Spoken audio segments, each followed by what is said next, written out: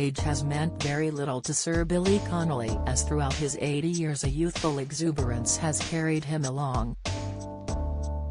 Finally though, a decade after a Parkinson's disease diagnosis, the Biggie is embracing his golden years, as it means he can grow old disgracefully.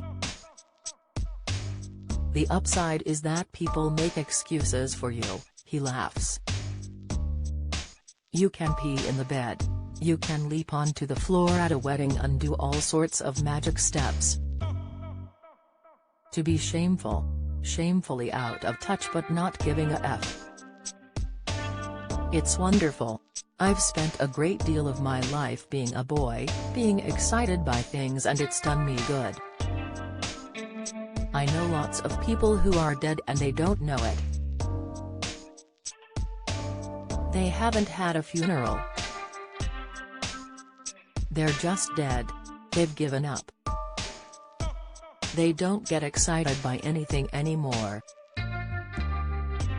The Scottish comedian, who has been married to comic-turned-psychologist Pamela Stephenson since 1989, is appearing in a new series of UK TV's Billy Connolly Does, in which he reflects on 50 years of stand-up.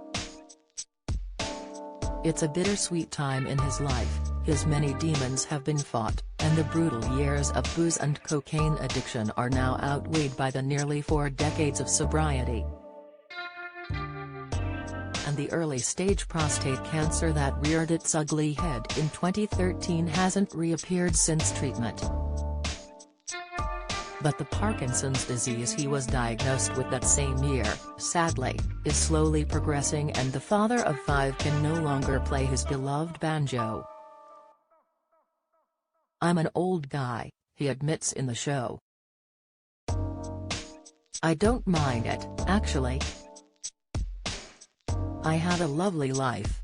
There are people that are a lot worse than me and I'm doing just dandy. After their move to Key West in Florida, Billy and Pamela stay in contact with U.S. doctors who keep an eye on his condition. The degenerative brain disease causes tremors and stiffness in the body, and can impact memory and speech. I'm just grateful that only the left side shakes, says Glaswegian Billy. I think I'm doing great.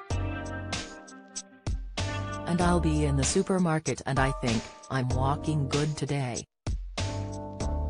Handling the trolley well, picking things up great. And I get to the checkout and they say, would you like a bit of help to your car? I think, oh God, they've spotted there's something wrong with me. Since the Parkinson's diagnosis, the biggest blow to hit Billy was the loss of his older sister Florence, who died in 2015 at the age of 74. Flo, she was my hero all of my childhood, says the star of the movie Mrs. Brown. She used to beat people up for me.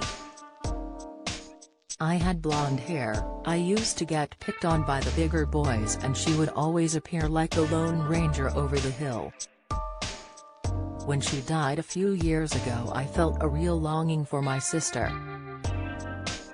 I thought, in the church, when she was lying in her coffin, she'll never save me again, I'm alone, and I felt a real emptiness. Flo was dead, there was no going back. I had to carry her out and I was crying, my Flo was dead and it had a profound effect. I miss her bravery. Flo, just 18 months older than him, was his childhood refuge when life at home became unbearably cruel.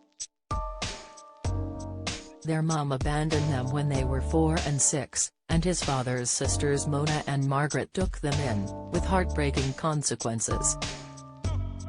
My aunties could effing inflict twice the pain without lifting their hands by humiliation, Billy recalls. All the time, you are thick, you are stupid. To humiliate someone is a desperately bad and wrong thing, it's worse than hitting somebody. Humiliation is forever, it takes you so long to get over it, it takes your whole life. There was no respite at school either, where sadistic teachers would beat Billy for the slightest misstep. Rosie McDonald, Big Rosie they called her, as if she deserved affection, he remembers. Her specialty was placing pencils under your knuckles, between your knuckles and the desk so as to induce extra pain when she whacked you. She would thrash me for nothing, for showing interest in pigeons outside the window or glancing away when she was talking. She was a sadistic BD. And there was Miss Gleason. Miss Gleason hated me for not doing my homework. She'd hit me with a belt. She didn't know my life at home was hell, there was awful things going on, that I was being preyed upon, and my aunt was a nightmare. When his father reappeared one night when Billy was 5, he had no idea who the enormous man was, taking cover under the table in fear.